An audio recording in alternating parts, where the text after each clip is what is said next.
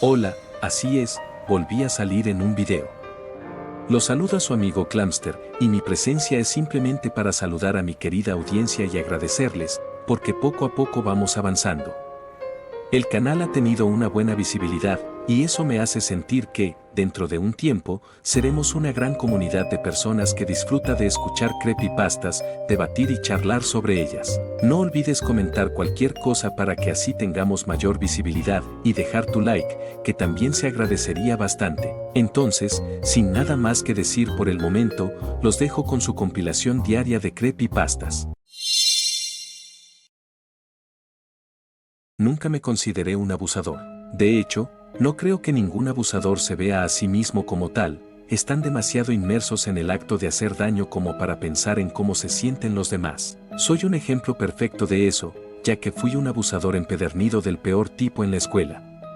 Pero ciertamente no me veía así, en mi mente solo estaba divirtiéndome, y cuando mis víctimas lloraban o fingían estar enfermas para escapar de su torturador del patio escolar, simplemente pensaba que eran demasiado sensibles o que no tenían sentido del humor. Ahora que lo pienso, diría que fue una conducta aprendida de mi viejo, que probablemente la aprendió de su padre, y ese a su vez de su propio padre. Pero eso no es una excusa para perpetuarlo. Afortunadamente para mí, me dieron una mano para romper con ese ciclo. La familia Morozova vivía a varias cuadras de distancia, pero tomaba prácticamente la misma ruta a la escuela que su hija, Eva. Eran la típica familia inmigrante rara, proveniente de algún rincón árido y helado de la Unión Soviética, y jamás se integraron del todo con la población occidental local. Su casa era un desastre, con canaletas desmoronadas y una enorme cerca de madera que ocultaba el patio y las ventanas desde la calle. Bandadas de aves anidaban en los gigantescos abedules descuidados, y los gatos del vecindario se posaban sobre los postes gruesos de la cerca, observando a las aves, pero nunca se atrevían a entrar al patio. Los vecinos de ambos lados terminaron mudándose, pusieron sus casas en venta y, al no conseguir compradores, las rentaron a familias con menos recursos. Pero no era solo por ser rusos o por el estado de su casa que la gente no quería vivir cerca. Eran las acciones del patriarca de la familia las que realmente alejaban a todos. Por las noches, el padre Morozov, del que se rumoreaba que era una especie de oso humano, rondaba el patio con pasos pesados y enormes, gritando y gruñendo en ruso.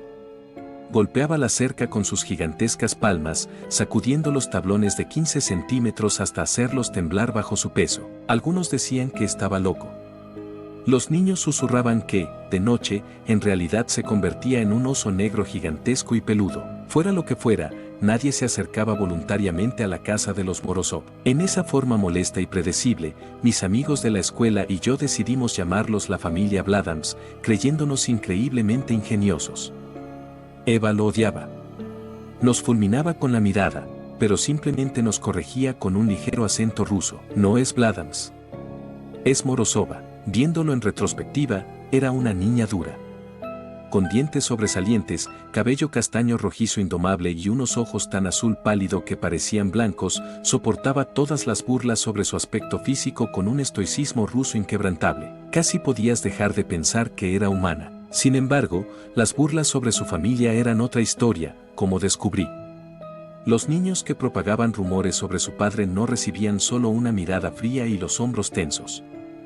Los acorralaba con la intensidad gélida de esos ojos inhumanamente pálidos, les susurraba algo hasta que empezaban a llorar y eventualmente huían. Siendo el pequeño monstruo que era, decidí romperla, pero nunca se quebró como los demás niños. No importaba cuánto la molestara o cuánto insistiera con lo de su padre, nunca faltaba a clases y siempre enfrentaba mis ojos marrones con su mirada blanca y azul ártico, sin inmutarse. Vi a tu padre, le dije un recreo, lo cual era mentira, porque nadie veía jamás a su padre. Solo la madre y la hija salían de la casa, pero nunca al mismo tiempo. Ella me ignoró, como era normal en nuestras casi rituales interacciones. Balanceaba las piernas con desgano mientras estaba sentada sobre los tubos del gimnasio, con algún libro ruso incomprensible en el regazo. Los hombres de blanco lo estaban sacando de tu casa, con una de esas chaquetas grandes con correas por todos lados. Continué como si nada, buscando cualquier reacción. Se tensó ligeramente, y el ritmo de sus piernas oscilando se volvió casi imperceptiblemente más lento. Apuesto a que lo llevan al manicomio. Sin reacción. Sus dedos pálidos simplemente pasaron la página, con cuidado, desde abajo. Dijeron que iban a lobotomizarlo. Sus piernas dejaron de moverse. Levantando la vista del libro, me escupió las palabras con dureza. Sé que estás mintiendo. La sangre me subió a la cara y a las orejas con esa acusación, pero como por fin había logrado una reacción, no iba a detenerme ahora. Oh no, yo lo vi. Y también Freddie Jameson y Callie Smith. Puedes ir a preguntarles. No necesito hacerlo. La certeza en su voz hizo que un escalofrío curioso me recorriera la columna de arriba a abajo, pero de pronto me enojé conmigo mismo por dejar que Edward Adams me afectara. Sentí como la sangre me subía a la cabeza y se volvía más caliente, llenando mi mente de pensamientos impulsivos y agresivos. Antes de que pudiera pensar en las consecuencias de mis actos, le agarré la pierna que colgaba y tiré de ella con todas mis fuerzas. El libro salió disparado, y con un chillido indignado, ella se fue hacia adelante, hacia la barra de acero justo enfrente de ella. Su cabeza golpeó el metal con un buen hueco, y yo me reí como si un personaje de caricatura hubiera chocado contra un poste de luz. Pero cuando rodó por el suelo hasta quedar quieta, la sangre le corría por la nariz rota y donde antes estaban sus dientes prominentes, solo quedaba un oscuro y sangriento vacío. Mientras yacía sangrando en silencio sobre el pasto polvoriento y manchado debajo de los tubos de metal, le di una patada a su libro, vengativamente, y me fui caminando. No vino a la escuela al día siguiente, y aunque había logrado mi objetivo, me sentía extrañamente vacío. Tuve que mentir y decir que fue un accidente, así que era su palabra contra la mía, la palabra de la rara inmigrante rusa contra la del buen chico local de una familia respetable. Sin embargo, entre mi pequeño grupo de ogros, yo era una leyenda. Para ellos, yo era el chico que finalmente había quebrado a Eva Morozova. Fue de camino a casa desde la escuela, aún perdido en pensamientos conflictivos sobre mi extraña victoria pírrica, cuando me encontré con su madre. Ni siquiera la vi hasta que ya estaba sobre mí. Unas manos blancas y delgadas me sujetaron los brazos con una rapidez aterradora, y luego comenzó a sacudirme como si fuera un muñeco de trapo, con sus enormes ojos azul pálido ardiendo dentro de los míos mientras me gritaba en un inglés roto: «Deja a Dodge en paz. Tú deja en paz o cosa mala pasa, ¿tú oyes? Suéltame». Sollozaba, tratando de zafarme de su agarre, pero era monstruosamente fuerte, su furia mucho mayor que cualquier cosa que yo hubiera presenciado antes. ¿Tú oyes? Grité de terror, con lágrimas comenzando a correr por mi cara. ¿Tú oyes? Finalmente logré balbucear un sí, asintiendo mientras me sostenía a 1 metro del suelo. Bien. Niño bueno. Deja en paz. En cuanto sus manos soltaron mis brazos, mis delgadas piernas ya estaban corriendo, y corrí tan rápido a casa que cualquiera que me viera habría pensado que me perseguían los sabuesos del infierno. Mi padre no quiso saber nada. Tan pronto como le conté lo que pasó, se puso su chaqueta y me arrastró por la calle hasta la casa de los Morozova, despotricando sobre los rojos inmundos que habían tocado a su hijo y amenazando con dispararles a todos. La enorme reja tenía un simple cerrojo de latón, que él abrió, luego empujó la pesada puerta de madera hasta abrirla. De cerca, la casa realmente estaba en mal estado. La pintura se estaba despegando y colgaba en escamas, algunas de ellas llenas de agua estancada y rodeadas de una capa de moho. 2 de las ventanas delanteras estaban cubiertas con tripley húmedo, y el césped claramente no se había cortado en muchos meses, aunque en varias partes estaba arrancado, dejando al descubierto tierra húmeda y desnuda. Recuerdo haber sentido el despertar primitivo de una extraña simpatía por Eva. Ninguno de nosotros sabía cómo era su casa realmente, ya que no tenía verdaderos amigos. Que su hogar estuviera tan descuidado tocó una parte empática de mí que rara vez se activaba. Mientras caminábamos por el camino de piedra hasta la casa ladeada, mi padre comenzó a gritar para que la madre saliera y explicara lo que había hecho. Desde dentro de la casa, nos respondió un gran bramido, como si alguna bestia enorme hubiese sido despertada de un sueño profundo, y estuviera muy enfadada por ello. Incluso mi padre pareció alarmado por un instante, y mi vejiga se sintió de pronto demasiado llena. Un chorro tibio de orina bajó por mi pierna mientras los rugidos aumentaban, seguidos por el estruendo de muebles lanzados y voces femeninas levantadas en agitación. Quería irme, pero mi padre ya estaba demasiado comprometido, golpeando la puerta hinchada con puños urgentes, gritando para que saliera la madre. De pronto, hubo silencio. La puerta se abrió y allí estaba la madre de Eva, su salvaje cabello castaño rojizo cuidadosamente recogido con cientos de horquillas plateadas. «Vete ahora», le dijo a mi padre, con un acento tan fuerte que las palabras eran casi ininteligibles. «No le tengo miedo a tu marido», le replicó mi padre, y si me pone una mano encima, voy a llamar a la policía, y los van a deportar a todos de regreso al gulag del que salieron. No recuerdo bien el resto de la discusión entre los dos adultos. Lo que quedó grabado en mi mente es lo que vi detrás de la madre, dentro de aquella casa mal iluminada. Mientras se intercambiaban acusaciones, y los gritos en inglés se mezclaban con insultos en ruso, vi la forma enorme y tambaleante de un hombre con una barba feroz siendo guiado hacia otra habitación por Eva. Entonces, por un solo instante, sus dedos se soltaron de los de él, y él rugió como un oso herido, golpeando su cabeza contra el yeso del pasillo con tal fuerza que lo atravesó por completo, antes de que ella le tomara de nuevo los dedos enormes, y él volviera a estar tranquilo. La madre ya había hecho retroceder a mi padre por las escaleras, donde se enfrentaban cara a cara, aún lanzándose insultos el uno al otro. ¿Así que no te vas? No, no me voy, no hasta que me den una maldita disculpa. Entonces yo hago que se vaya, dijo la mujer alta, eslava, de ojos pálidos. De un bolsillo de su vestido color óxido, sacó un objeto extraño, una delicada bola de nieve, no más grande que una pelota de golf. Recuerdo que era absolutamente hermosa, un cristal sorprendentemente claro que albergaba una especie de diminuta colina boscosa, sobre la cual se alzaba una iglesia o abadía.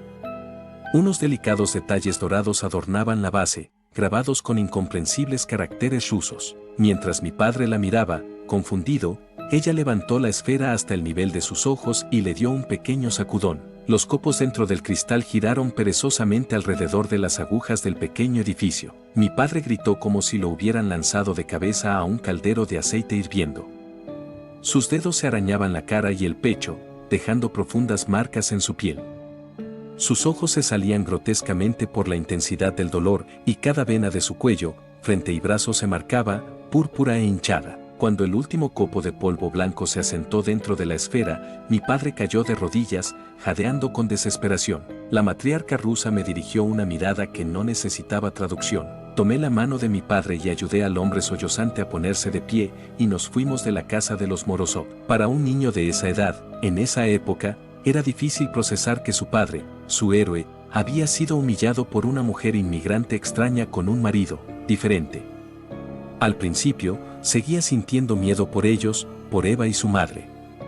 Pero cada vez que veía a mi padre llorar de miedo en su sillón, o cuando me despertaban sus gemidos de terror por las noches, empezaba a sentir más y más asco hacia él, y mi odio hacia los Morozov crecía cada vez más. La rabia impotente hervía y se enroscaba dentro de mí, formando un nudo tenso e irracional que anulaba todo pensamiento razonable. ¿Cómo se atrevían a hacerle esto a mi viejo, a mi héroe? Sin pensar en nada de lo que había visto, como solo un niño estúpido lleno de sed de venganza puede hacer, encontré a Eva cuando finalmente regresó a la escuela y la empujé al suelo del patio. No sé qué le hizo tu madre loca a mi papá, pero vas a pagar por eso. Lamiendo el hueco entre sus dientes, Eva se giró y me respondió con un ceseo. No lo creo. Sacó de su bolsillo la delicada esfera de nieve, con la escena en su interior quieta y serena, a pesar de que la acababa de tirar segundos antes. Recuerdo haber dado un solo paso hacia ella, con la intención de arrebatársela. En respuesta, la agitó suavemente con una mano. No hay palabras que le hagan justicia al dolor. Fue como si 1.000.000 de diminutos copos de nieve afilados rasgaran cada una de mis terminaciones nerviosas. Cada fractal único de hielo penetraba como aguja en las delicadas ramificaciones de mi sistema nervioso, enviando oleadas de agonía hacia mi cerebro desprevenido. Parecía no terminar nunca, y cuando aquella marea infernal de sufrimiento gélido al fin comenzó a disminuir, solo quedaban punzadas ardientes como eco de lo vivido. Me encontré tirado en un rincón lodoso del patio, con sangre en la boca y lágrimas corriendo por mi cara. Supe entonces que, si lograba quitarle la esfera de nieve, podría vengarme. Esperé el momento, observándola mientras guardaba metódicamente sus cosas al final del día y colocaba la pequeña esfera en el bolsillo lateral de su mochila, envuelta primero en un pañuelo de seda azul y blanco. Cuando sonó la campana, la seguí, manteniendo la distancia, con la cabeza gacha como un perro apaleado. Al llegar cerca de la tiendita de la esquina, corrí y le arranqué la mochila de un solo tirón. «Devuélvela», susurró con furia. «Ahora te toca a ti», gruñí, abriendo el bolsillo lateral donde descansaba la esfera en su nido de seda. Creo recordar vagamente que Eva gritó una advertencia, desesperada, pidiéndome que me detuviera, pero cuando el cristal frío cayó en mi mano, No sentí más que la embriagadora oleada de poder que da la anticipación de la venganza. Con una sonrisa triunfante, la levanté y la agité con todas mis fuerzas. Pero algo andaba mal, aunque apenas lo registré mientras movía la mano. La escena dentro de la esfera había cambiado. La abadía, el bosque de abedules, todo había desaparecido. El edificio ahora era pequeño, prosaico y familiar. Era mi propia casa, perdida en la nieve. Y esta vez no eran solo fragmentos de hielo rasgando mis nervios desnudos. Esta vez fue como si cada nervio estuviera siendo despellejado por una tormenta de cuchillas heladas, como si cada fibra fuera triturada por 1000 millones de pequeñas guadañas y luego aniquilada por la tormenta interminable. Ni siquiera pude gritar, no podía, ya que mi mente se convirtió en un muro de puro dolor, solo caía hacia adelante, con la mano y la esfera haciéndose trizas al golpear el suelo. Cuando mis padres llegaron al hospital, la vasta llanura ártica del dolor aún se extendía sin fin frente a mí. Solo yacía allí, con los ojos abiertos, la boca en una mueca de gritos silenciosos. Los médicos dijeron que era un estado catatónico causado por el estrés. Duró 3 meses antes de que siquiera empezara a disminuir, y pasaron 6 semanas más hasta que encontraron la combinación adecuada de analgésicos que funcionara. Incluso 20 años después, todavía siento remanentes fantasmas de aquel tormento, pequeñas ráfagas de nieve microscópica que de pronto atraviesan un brazo o una pierna, dejándome jadeando durante horas en un dolor crónico e implacable. Aprendí una lección valiosa y perversa de la familia Morozov. Cuando finalmente estuve en condiciones de volver a la escuela, 2 años después, caminaba con una marcada cojera y hablaba con tanta dificultad que apenas se me entendía. Los otros niños se burlaban de mí, me llamaban R asterisco asterisco asterisco asterisco asterisco y imitaban mis movimientos torpes. Y eso me enseñó exactamente cómo se sentía estar del otro lado del acoso. Y la mano que sostuvo la esfera, nunca pude volver a usarla. Los médicos dijeron que los pequeños fragmentos de cristal causaron demasiado daño nervioso, pero aún puedo sentir la mano a pesar de su inutilidad. Bajo los dedos muertos, pesados como témpanos de hielo agrietado, se esconde un río lento de dolor helado, esperando un movimiento en falso para rugir y burbujear a través de mi carne. Y cada vez que lo hace, revuelve los copos dormidos atrapados en el agua y trae de vuelta todo el tormento original, tan fresco como el día en que rompí la esfera y absorbí su locura gélida a través de mi carne desnuda. Pero supongo que esa es mi carga, mi penitencia, por haber sido un niño tan cruel y sin alma. Así que, por favor, no dejen que sus hijos sigan mis pasos, el hielo por aquí es muy, muy delgado. No había nada más que espirales somnolientas de euforia ilusoria. Las drogas que le habían administrado eran demasiado potentes para permitirle sentir otra cosa.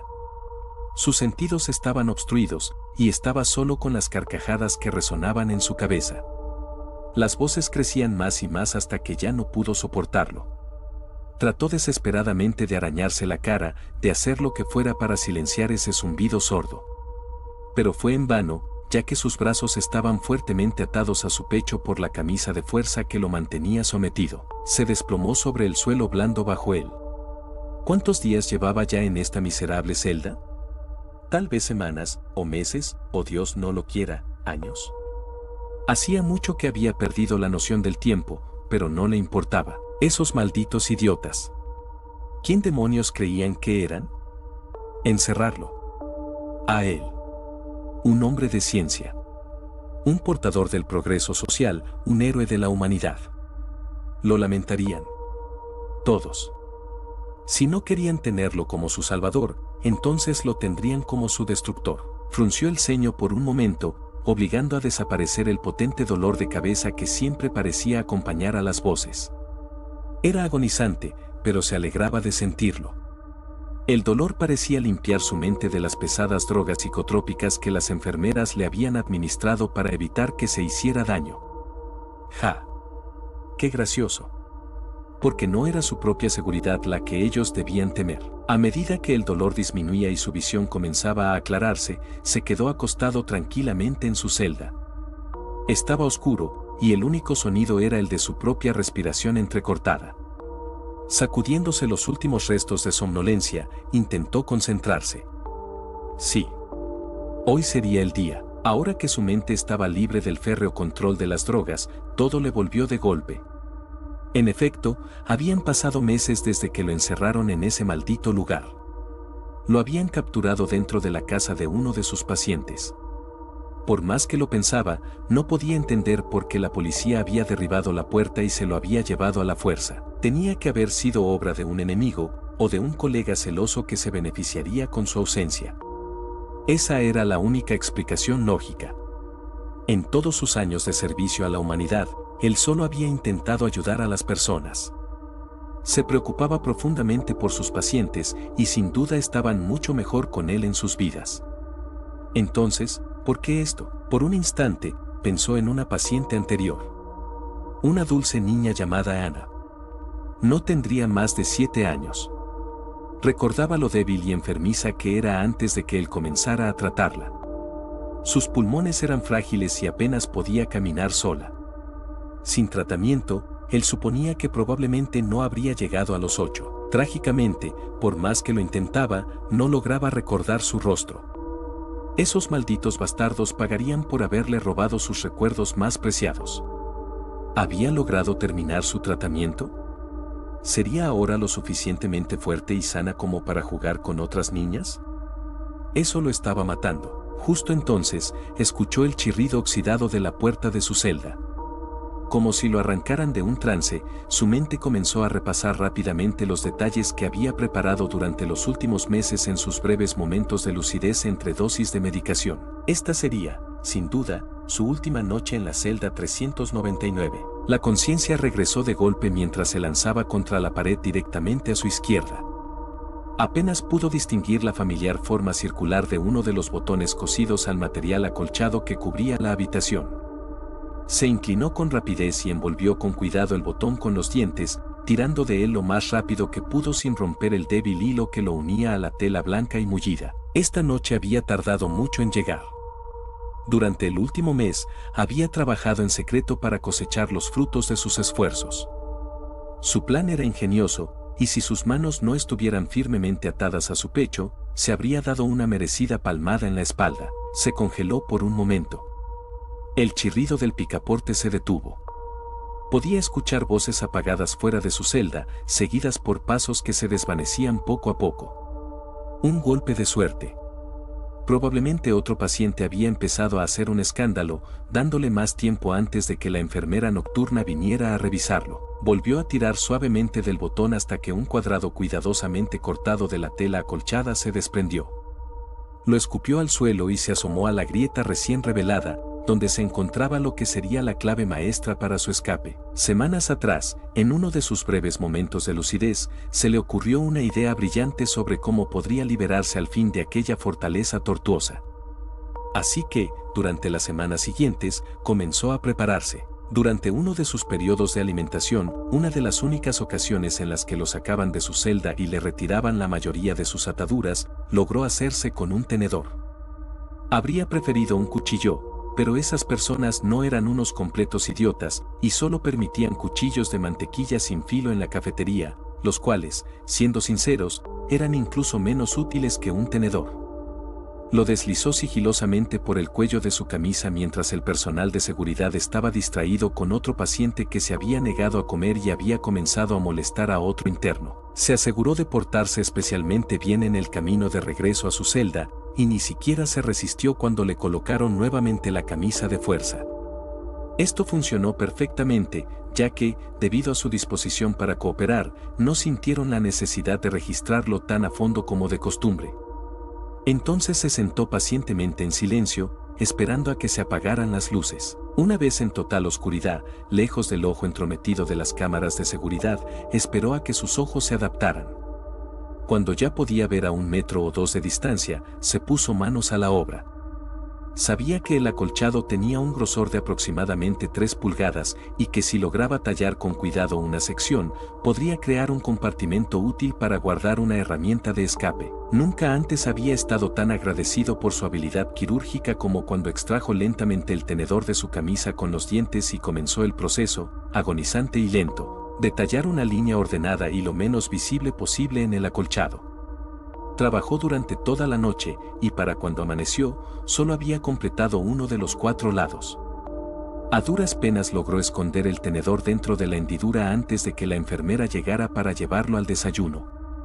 Estaba exhausto, pero el pensamiento de su inminente libertad lo mantenía en pie. Durante la semana siguiente, completó el tallado. En el siguiente periodo de alimentación, pudo deshacerse del ahora horriblemente deformado tenedor sin que nadie se diera cuenta. Esa noche sería solo de descanso, pero pronto pondría en marcha la segunda parte de su plan. Cada día, exactamente a las 2 de la tarde, tenía una revisión con su médico habitual, quien le tomaba los signos vitales y le administraba su dosis diaria de sedantes. Se esforzaba al máximo por parecer amable y obediente con ese doctor. Lo hizo tan bien que eventualmente el médico comenzó a llamarlo su paciente estrella y empezó a disminuir sus dosis. Incluso llegó a sentirse lo suficientemente cómodo como para dejarlo solo en el consultorio mientras iba a buscar cosas o a revisar a otros pacientes. Ese fue un error irreparable. Durante las semanas siguientes, en los momentos de lucidez previos a las dosis, hizo un cuidadoso mapa mental del consultorio. Un día, para su inmenso deleite, alcanzó a ver, por el rabillo del ojo, el contenido del cajón de donde el doctor tomaba una jeringa. Junto a las agujas estériles había una infinidad de bisturís afilados y limpios. Eso sí que le serviría. Al día siguiente, mientras esperaba que el médico le administrara su dosis diaria de drogas entumecedoras, se escuchó un grito en el pasillo. Una enfermera irrumpió por la puerta, cubierta de sangre, y comenzó a gritarle al doctor que la ayudara. Al parecer, el paciente de al lado había logrado liberarse de sus ataduras y había hundido varios instrumentos quirúrgicos en sus propios ojos. Era la oportunidad perfecta. El doctor se volvió hacia él y dijo: «Ha habido una emergencia. Regresaré en un momento. No creo que sea necesario decirte esto, ya que siempre eres un paciente ejemplar, pero ¿podría ser un buen chico y esperar aquí por mí?». Él mostró la sonrisa más inocente que pudo y, con una voz dulcemente empalagosa, respondió: «Por supuesto, doctor». Y en cuanto el médico cerró la puerta tras de sí, se levantó rápidamente de la camilla donde estaba sentado y se dirigió al cajón de los bisturís. Gracias a sus semanas de buen comportamiento, ahora solo llevaba un par de esposas. Eso le daba suficiente movilidad para deslizar el cajón, tomar un bisturí nuevo y, una vez más, esconderlo en el cuello de su camisa. Luego regresó tranquilamente a la mesa y se sentó como si nada hubiese pasado. Unos minutos después, el doctor regresó, también cubierto de sangre. Ese maldito loco debió hacerle ver su suerte, pensó entre carcajadas internas. Una vez más interpretó su papel de buen paciente y obedeció en todo hasta llegar a su pequeña celda. Luego esperó en silencio hasta que, una vez más, se apagaron las luces.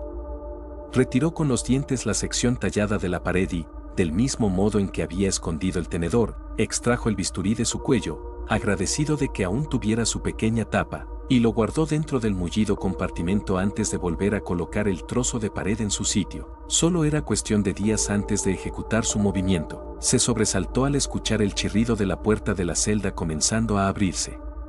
Cualquiera que haya sido el alboroto que el paciente de al lado había provocado, no había durado lo suficiente. Él no estaba listo. Maldita sea la persona que causó el disturbio y le dio una falsa sensación de seguridad, pero no tenía otra opción más que seguir con el plan. Esta noche era la noche. Tenía que suceder hoy o no sucedería jamás. La enfermera nocturna habitual, Gertrude, era una mujer tan fuerte como un toro. Incluso si no estuviera todavía levemente sedado, o si no tuviera ningún tipo de restricción, sabía bien que no debía tentar su suerte contra ella. Lo partiría en dos como si fuera una ramita. Sin embargo, esta noche era diferente. Durante el último mes, cada tercer viernes, una dulce joven llamada Emily había estado acompañando a Gertrude, entrenándose para convertirse en una enfermera nocturna de pleno derecho. Y resultaba que esta noche era su primera noche trabajando sola. Era la única patrullando tanto el tercer como el cuarto piso. Eso, claro, si no contamos a Ernie, el guardia de seguridad, si es que se le podía llamar así. Era un hombre corpulento, por decirlo suavemente, y se había acostumbrado demasiado a dejar que Gertrude se encargara de todo el trabajo físico. No sería un desafío en absoluto. Qué afortunado que su buen comportamiento lo hubiera llevado a ser trasladado a un pabellón de bajo riesgo. Pobre, dulce Emily, era una criatura encantadora. De figura delgada y elegante. Piel suave, como si estuviera hecha de porcelana. sin mencionar sus adorables rizos castaños rojizos. Vaya, si el destino no hubiese sido tan cruel y las circunstancias fuesen otras, estaba seguro de que ella le habría gustado mucho. Pero el destino no había sido amable y estas eran las circunstancias. Y aunque nunca estarían juntos, ella sería su salvadora. Su figura frágil y su falta de experiencia abrirían el camino hacia su libertad. Por eso, se aseguraría de que no sufriera. Tan rápido como pudo, se lanzó hacia la grieta en la pared. Sujetó el bisturí con los dientes y, una vez más, lo deslizó por el frente de su camisa. Rápidamente volvió a colocar el cuadrado de acolchado en su lugar y con apenas suficiente tiempo, se dio la vuelta y se echó boca abajo, quedándose inmóvil como si los sedantes aún estuvieran activos, y comenzó a gemir con tono lastimero. Un segundo después, Amelie ya estaba entrando en la celda. Con compasión, se inclinó y puso una mano reconfortante sobre su espalda. «¿Qué sucede, querido?», dijo con una voz dulce. Por un instante, él casi reconsideró todo el plan. Pero su inocencia no sería suficiente para salvarla. Mis brazos. No lo siento. Lloriqueó. Oh, cielos. ¿Qué medicamentos te han dado? Déjame buscar tu expediente. No. Jadeó. No, por favor, te lo ruego, solo míralos. Arden como fuego y no puedo moverlos. Ella frunció el ceño por un momento, pero él simplemente permaneció acostado boca abajo, aullando de dolor. Su corazón se encogió por él y tras una breve vacilación, comenzó a desatar las correas. Él yacía allí, sollozando, sin mover un solo músculo. Ella sabía que no debía hacerlo, pero este era el paciente estrella del Dr. Harrison. Si había alguien por quien valía la pena romper las reglas, era por este hombre que, durante todo el tiempo que llevaba trabajando en el sanatorio, nunca había causado problemas a nadie. Tan gentil, que no haría daño ni a una mosca. Y quién sabe, tal vez el tratamiento realmente estaba funcionando y este hombre estaba casi curado. Sería inhumano quedarse allí parada viendo cómo se retorcía de dolor. Su respiración se calmó mientras el último de los broches era desabrochado. Sintió un leve estremecimiento cuando Amelie hizo fuerza para incorporarlo, donde comenzó a examinarle los brazos. Se tomó su tiempo, presionando en distintos puntos, preguntándole si dolía más o menos. Él permaneció callado y tranquilo hasta que ella finalmente liberó sus brazos. Emily se rascó la cabeza, confundida, tratando de encontrar la causa de aquel misterioso mal. Finalmente, suspiró y dijo, «No estoy segura de que puede estar causando esto. Voy a buscar ese expediente. Quizás sea una reacción a algún medicamento nuevo». Justo cuando ella giró la cabeza hacia la puerta, él deslizó la mano por dentro del cuello de la camisa de fuerza. Sus brazos seguían dentro de esas mangas puntiagudas, pero logró aferrarse con firmeza al mango. Con los dientes, le quitó la tapa al bisturí y, más rápido de lo que la pobre chica podría haber girado la cabeza para mirarlo, él se lanzó sobre ella, la sujetó con fuerza aplastante con su brazo izquierdo y la atrajo hacia sí. Ella forcejeó con todas sus fuerzas, pero su agarre no cedía. Sus gritos resonaban en vano, la ayuda más cercana estaba a 2 pisos de distancia. Intentó calmarla, susurrándole suavemente al oído. «SHHH, cariño, no sentirás nada». Y con un solo movimiento certero, le pasó el bisturí profundamente desde una oreja hasta la otra, seccionando la arteria carótida, convirtiendo sus gritos de pánico en gorgoteos ahogados, hasta que se extinguieron por completo. Sostuvo su cuerpo inerte en brazos por un momento. «Qué desperdicio», pensó, sombrío. La mantuvo contra sí hasta que la sangre cálida y pegajosa empapó por completo la camisa de fuerza. Luego, la sentó con suma delicadeza antes de quitarse la restricción. Al liberar sus brazos, tomó con cuidado la tarjeta de acceso del bolsillo delantero del uniforme de Amelie. Eso le sería muy útil. Miró su propia carne empapada de sangre y reflexionó unos instantes. Necesitaría encontrar algo de ropa limpia en el camino. Quizás en la unidad de almacenamiento del sótano, donde guardaban sus pertenencias personales. Le dio un último vistazo al cadáver de Amelie y salió de la celda, cerrando y asegurando la puerta, para no alertar a Ernie si es que, por milagro, llegaba a bajar a ese piso. Con gran rapidez, corrió por el pasillo, cuidando de no hacer demasiado ruido. Al llegar a la enorme puerta al final del corredor, sacó la tarjeta de acceso y la deslizó por el lector. Esperó un momento y entonces, un clic audible. Empujó suavemente y la puerta se abrió sin resistencia. Ahora debía estar aún más alerta, en esa parte del hospital había muchas más enfermeras de turno. Corrió por el pasillo hasta ver lo que estaba buscando, un ascensor. Agradeciendo su buena suerte, presionó el botón, emocionado por la posibilidad de que el elevador lo llevara hacia la libertad. Pero celebró demasiado pronto. Justo entonces, escuchó voces. 2 personas, doblando la esquina. Se arrojó lejos del ascensor y se metió a la fuerza entre una máquina expendedora y la pared. Las 2 enfermeras no lo vieron y siguieron conversando mientras se detenían justo frente al ascensor. Sin embargo, se quedaron en silencio cuando una de ellas notó que el botón ya estaba iluminado. Miraron a lo largo del pasillo, desconfiadas, pero antes de que pudieran decir algo, el ascensor emitió un din al llegar a su piso. «Tenemos que hacer que el de mantenimiento revise esta porquería», dijo una de ellas. «Me sorprende que aún funcione», y subieron. Él soltó un suspiro de alivio cuando las puertas se cerraron. Pero ahora necesitaba encontrar otra manera de bajar. Se sacó del escondite y asomó la cabeza por la esquina. Por suerte, las escaleras estaban justo al frente. Corrió hacia la puerta antes de que alguna otra enfermera cruzara ese pasillo tan concurrido. Pronto se metió fuera de la vista en la escalera mal ventilada. Estaba tenue y las luces parpadeaban de forma inquietante. Pensó que eso creaba una atmósfera bastante terrorífica, y luego soltó una risita, porque, suponía, él era el monstruo que acechaba en ese lugar oscuro. Sus pasos resonaban suavemente mientras descendía. Piso 2, piso 1, y luego sótano, justo lo que necesitaba. Sacó la tarjeta nuevamente y la deslizó para abrir la puerta. Esta vez hizo un clic más lento y terco que el anterior. Empujó con cautela, lo justo para asomarse. No había nadie. Avanzó alegremente por el corredor. Se fijó en un mapa plastificado del plano del piso que alguien había engrapado a la pared. La sala de almacenamiento de pertenencias personales de los pacientes del 300 al 399 estaba solo un poco más adelante. Aceleró el paso y pronto encontró la sala. Una vez más sacó su confiable tarjeta. La deslizó, esperando con ansias que la puerta se abriera. Pero algo iba mal.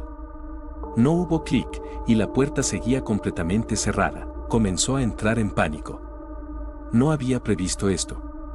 Tendría que encontrar otra llave, matar a otra enfermera y gastar aún más de su precioso, limitado tiempo. En un arrebato de frustración, deslizó la tarjeta violentamente una vez más. Para su inmenso alivio, esta vez se escuchó el clic de bienvenida del cerrojo. Empujó la puerta rápidamente y se deslizó al interior. Era una sala bastante amplia, llena de casilleros desde el suelo hasta el techo. Miró a su alrededor, buscando algún mapa o índice que le indicara dónde estaba su casillero. Entonces notó un escritorio al fondo. Estaba cubierto de archivos viejos y lo que parecía una computadora rota. Pero había algo más, un antiguo y grueso cuaderno de notas. A pesar del poco tiempo, su curiosidad lo superó y se acercó para recogerlo. Pasó las páginas hasta la mitad y encontró que se trataba de notas sobre otro paciente. El número 355. Conocía a ese tipo, estuvo presente cuando lo trajeron por primera vez. Intrigado, hojeó las páginas hasta que se topó con el paciente 399. Se inclinó un poco más para intentar leer los garabatos que el autor había dejado allí. La terrible caligrafía parecía ser un rasgo común entre todos los doctores. Se quedó helado al leerlo. No podía ser cierto. Era imposible. Arrojó el diario a un lado y comenzó a hurgar entre las carpetas viejas hasta que encontró la suya. Al abrirla, varias fotografías se derramaron sobre el escritorio frente a él. Sus ojos se agrandaron ante los horrores que tenía frente a sí. Demasiados cuerpos.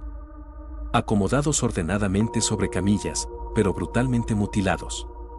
Torsos abiertos con entrañas podridas que se desbordaban, hinchadas y apestosas por la descomposición. Todos con partes faltantes. Algunos claramente tenían los ojos arrancados, con nada más que cuencas vacías y podridas en su lugar. Otros carecían de órganos internos importantes. Era una visión desconcertante. Todos los órganos faltantes parecían haber sido removidos con sumo cuidado, y sin embargo el resto del cuerpo estaba violentamente destrozado, como si hubieran sido víctimas de una furia descontrolada. Había foto tras foto de esos horrores. Asqueado, las arrojó al suelo y tomó lo que parecía ser una copia de un antiguo informe policial. Comenzó a leerlo con manos temblorosas. A medida que leía, su mente se inundó de recuerdos. El informe decía: en la mañana del sábado 3 de febrero, el sospechoso Dr. Evander Locklear fue detenido dentro de la casa de un paciente. La noche anterior, los detectives descubrieron los horrores que yacían en un taller secreto justo debajo de su clínica. Se cree que es responsable de los grotescos experimentos, mutilaciones y asesinatos de aproximadamente 30 a 40 personas. Creemos que el doctor estaba secuestrando personas y las mantenía cautivas en su cámara subterránea, donde posteriormente realizaba sus horrendas operaciones. Parece ser que las retenía con la intención de cosechar sus órganos vitales. Durante el transcurso de 2 años, trató a aproximadamente 20 pacientes, a los cuales les trasplantó los órganos robados. Uno de estos casos es el de la menor Anna, apellido reservado, quien recibió un trasplante de pulmón. Tras exámenes posteriores, se determinó que los pulmones que recibió habían pertenecido a Paul Kenneth, un delincuente sexual recientemente liberado. Kenneth desapareció de su hogar el 15 de enero, 3 días después de haber sido absuelto de los cargos en su contra. Su cuerpo fue descubierto en la cámara subterránea el sábado 3. Le habían extraído los pulmones.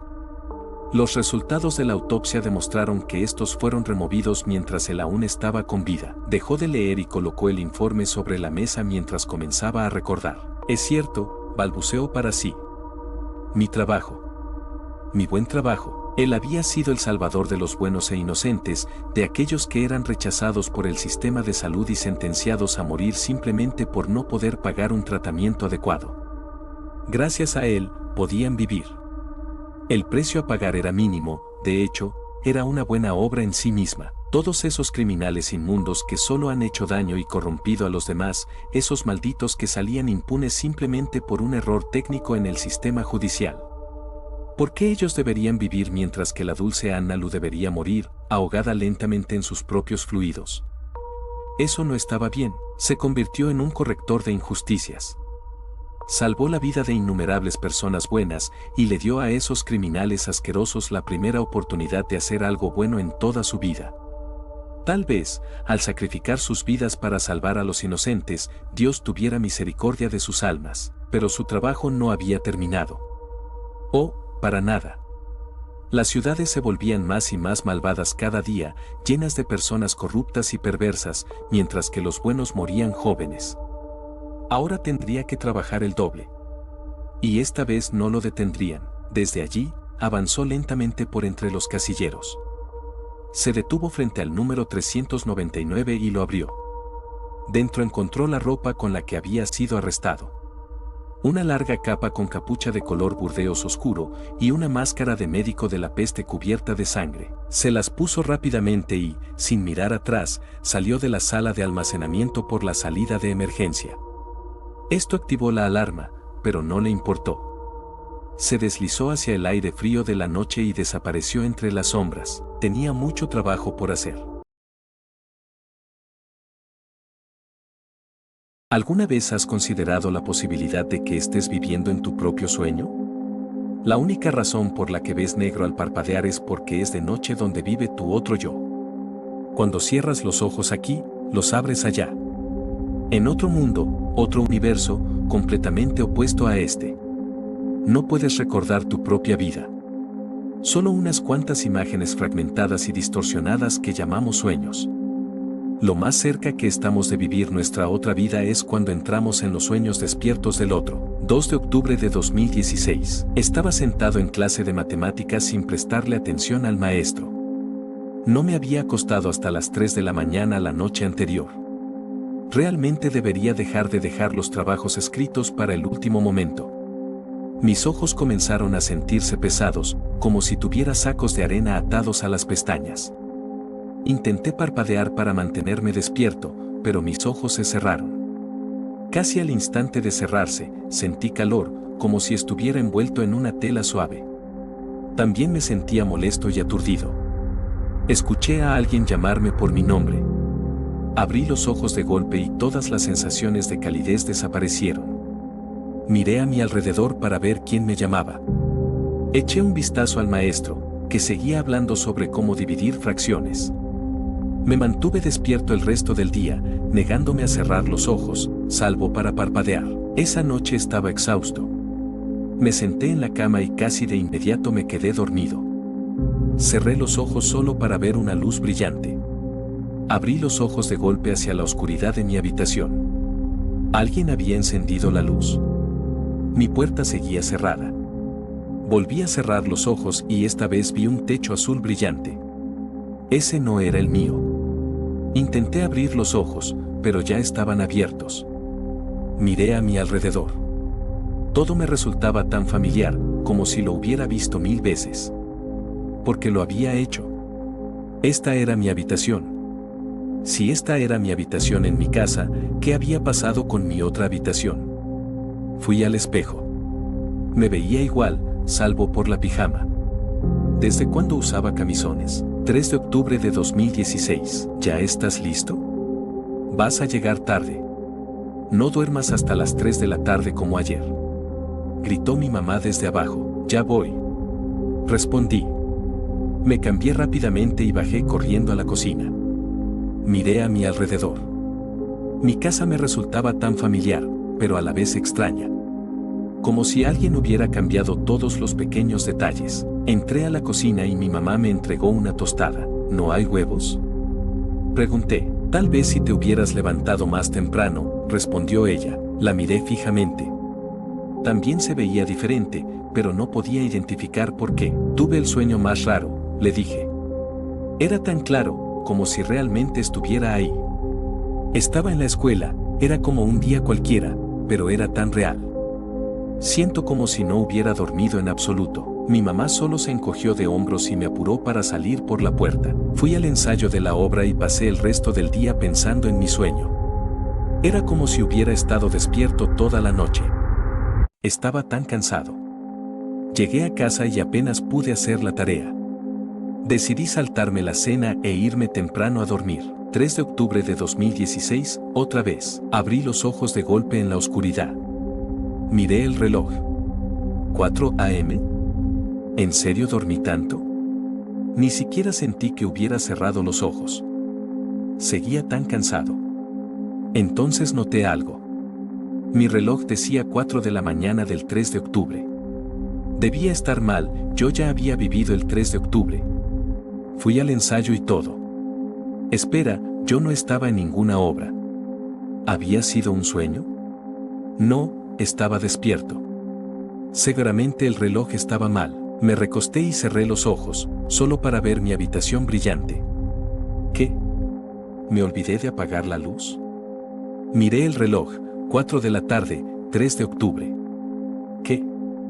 ¿Cómo? Cerré los ojos y vi mi habitación oscura. Corrí a encender la luz y me miré en el espejo. Tenía los ojos abiertos. Los cerré y vi de nuevo el techo azul. ¿Cómo estaba viendo dos habitaciones distintas? Pensándolo bien, estaba recordando dos vidas. Ambas eran mías, pero distintas. Fui al espejo y me vi. Cerré los ojos y me vi de nuevo, pero con ropa distinta y en otra habitación. Mi habitación, pero no la misma que la otra. Cerré los ojos de nuevo y me vi en el espejo. ¿Qué estaba pasando? 7 de octubre de 2016. Estaba tirado en el suelo de mi habitación. Estaba tan cansado. No podía moverme. Todo mi cuerpo apenas podía funcionar. Necesitaba dormir, pero cuando el peso en mis párpados se volvió insoportable, abrí los ojos y vi de nuevo el piso de la otra habitación. Aún más cansado. Deseaba poder dormir, pero solo seguía despertando. Solo podía abrir los ojos. Intenté apagar las luces, vendarme los ojos, tomar pastillas para dormir, pero solo podía despertar. No podía seguir así. Tuve un pensamiento. ¿Y si moría? ¿O si uno de mis yo moría? Pensé en mis vidas. ¿Cuál me gustaba más? Eran similares. Una tenía deportes, la otra teatro. Una era rosa, la otra negra. Me gustaban y me disgustaban ambas, pero honestamente ya no me importaba. De alguna forma llegué a la cocina y tomé un cuchillo. No estaba matándome a mí, estaba matando al otro yo. Una de estas vidas era un sueño, ¿cierto? Así que no importaba cuál muriera. Pero yo no quería morir. El otro debía morir. Abrí los ojos y aún estaba en mi piso. Fui a la cocina y tomé un cuchillo. Sí, el otro yo debía morir. Iba y venía intentando apuñalar a mi otro yo. Una de las muñecas estaba cortada en uno de mis cuerpos. Tenía una herida profunda en la pierna.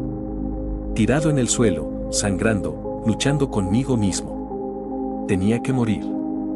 Ella tenía que morir. Necesitaba dormir. 13 de noviembre de 2016. Correas mantenían mis muñecas y piernas sujetas.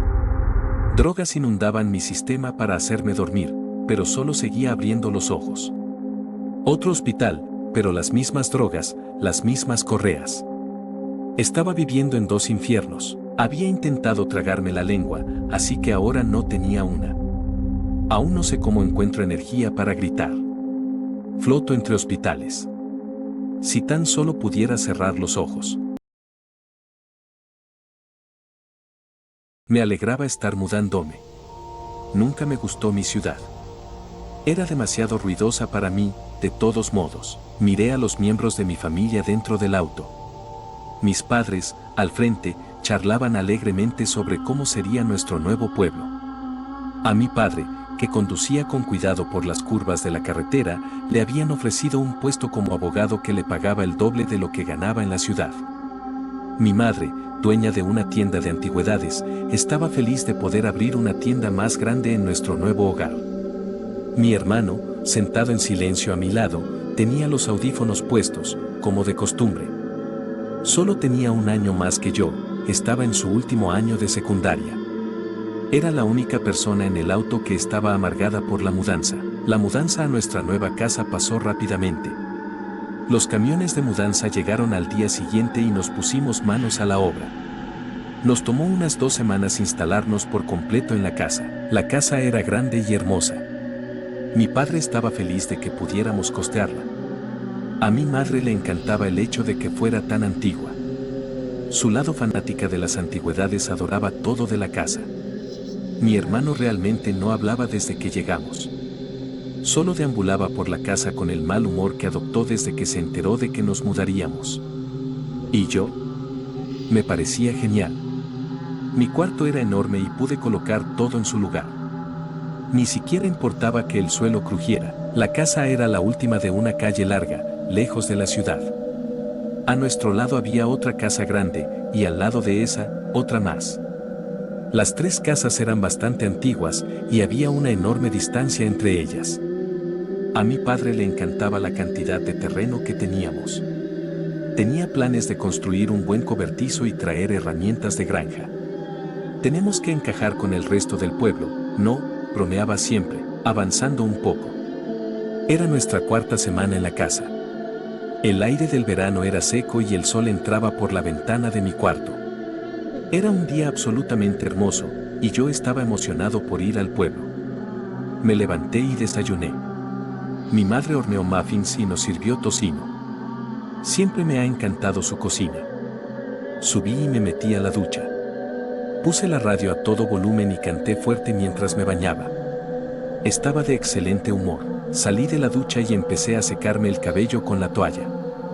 De repente, escuché un golpeteo en la ventana del baño. ¿Un pájaro? No. No podía ser.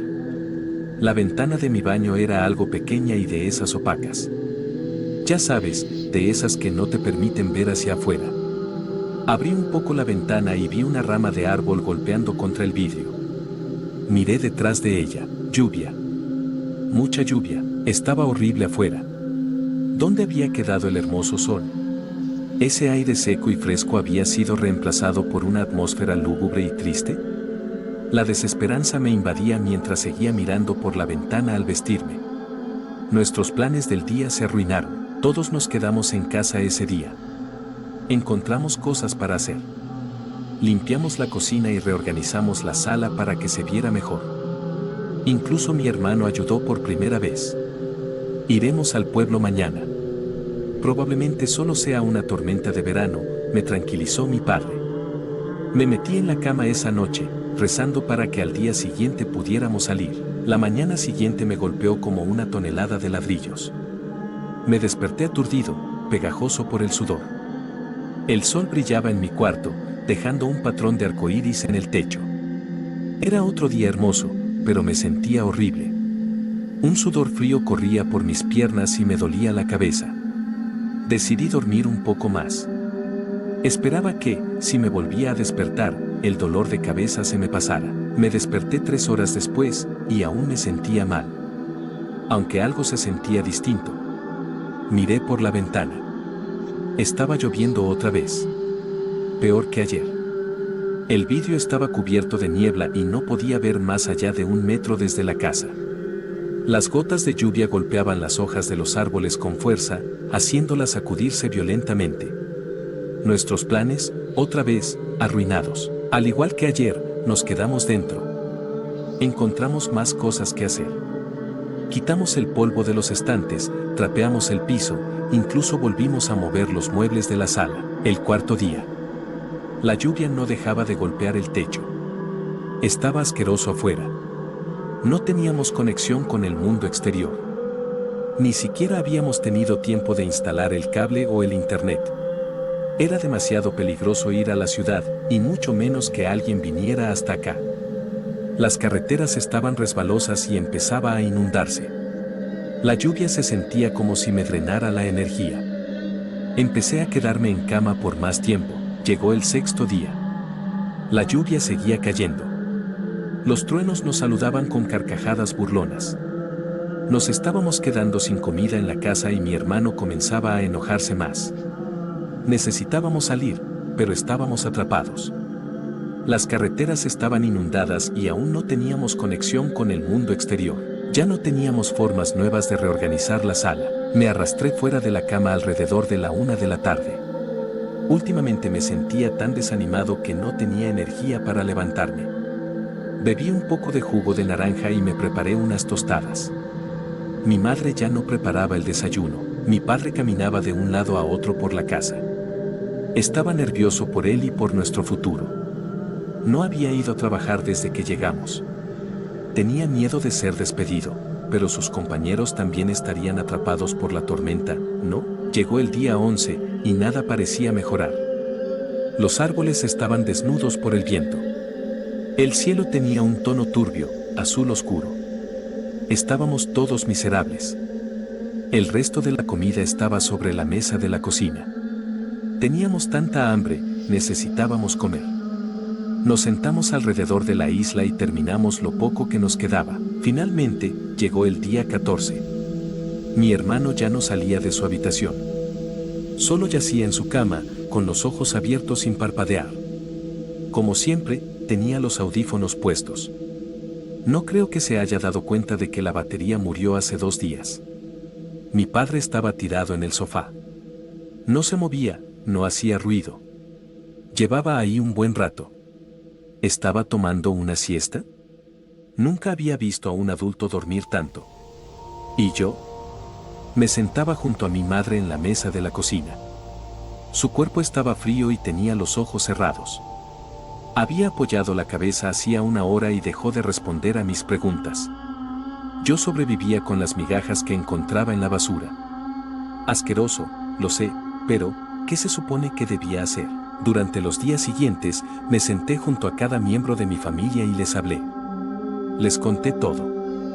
Mis miedos y ansiedades sobre el nuevo año escolar y los amigos que esperaba hacer. Nunca respondían, solo escuchaban. Se sentía bien ser escuchado. Estaba enfermo, demacrado por el hambre. La casa comenzaba a oler mal, ¿pero por qué? Ya no teníamos comida, ¿qué se podía estar pudriendo? Traté de preguntarle a mi mamá qué debíamos hacer. Ella nunca respondió. La lluvia seguía cayendo. Nunca dejó de hacerlo. Necesitaba aire fresco. Necesitaba alejarme de ese apestoso olor. ¿A dónde podía ir? Afuera era un desastre. Me arrastré hasta la puerta. Apenas podía sostenerme en pie. Giré la perilla y la abrí. La puerta crujió fuertemente y el suelo debajo de mí crujía mientras salía al porche delantero. De repente, sentí como si estuviera en el agua. Todo goteaba a mi alrededor, como si el mundo se estuviera derritiendo. Era como si me hubiera zambullido en el océano. Di unos pasos más, hasta bajar del porche y pisar el pasto. Se sentía viscoso por la lluvia.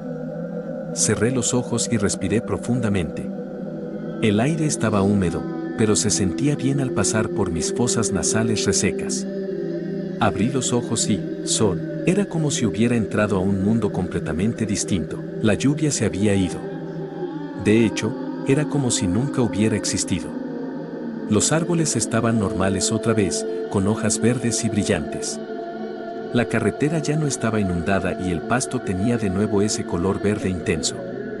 Finalmente, el cielo era azul claro y el sol me daba en la cara. Estaba confundido, por decirlo menos. Poco antes, todo estaba tenebrosamente lluvioso. Ahora parecía que no había caído una sola gota en semanas. Con las últimas fuerzas que tenía, me arrastré hasta donde comenzaba la carretera. Me giré y mis ojos secos y rojos se abrieron de par en par.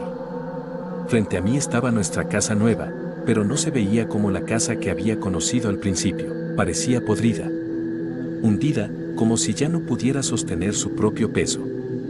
Recuerdo haberla visto subir y bajar, como si respirara profundamente.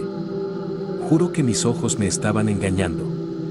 Agua goteaba de todas partes de la casa y las ventanas estaban empañadas, con gotas deslizándose por ellas. La madera del techo comenzaba a despegarse, ya no me quedaba energía. Igual que la casa, ya no podía sostenerme más. Me arrodillé. Apoyé la cabeza en el cálido pavimento. Se sentía bien contra mi mejilla y podía escuchar cómo la casa crujía con fuerza. Lentamente cerré los ojos. «Disculpe, señorita». «Señorita», escuché una voz. No tenía fuerzas para abrir los ojos. «¿Tiene pulso?». Sentí un dedo frío presionando mi cuello. «Apenas». «¿Crees que lo logre?». «Esperemos en Dios que sí». Abrí los ojos y me encontré en una cama de hospital. Estaba tan débil, tan delgada.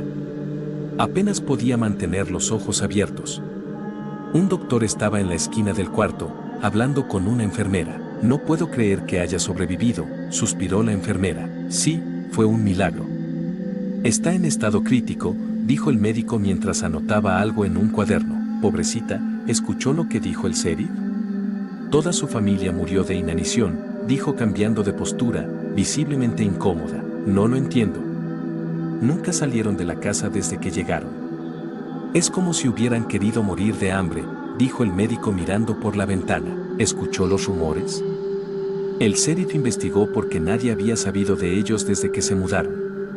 Todos hablaban de ellos, pero nunca se presentaron en ningún lado. «Creo que la gente estaba preocupada», dijo bajando la voz. «Encontraron a su familia pegada al suelo de la casa».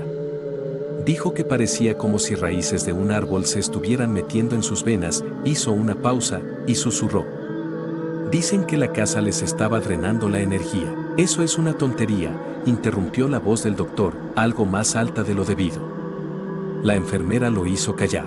«Tonterías, igual que las historias sobre la familia anterior», susurró él. «Sí, pero ¿no le parece extraño que sea la segunda vez que pasa?